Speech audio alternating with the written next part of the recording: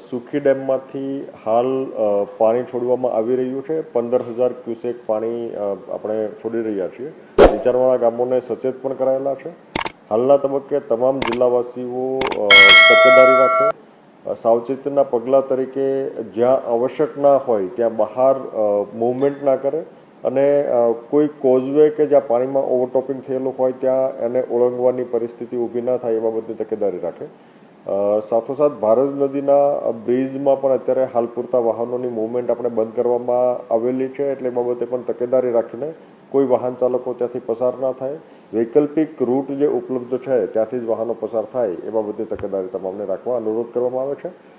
સતત માહિતીથી અપડેટ રહો અને સ્થાનિક પરિસ્થિતિનું જે પ્રમાણે નિર્માણ થાય એ પ્રકારે તકેદારીના પગલાં લેવાય એવી તમામ નાગરિકોને અપીલ પણ કરવામાં આવે છે.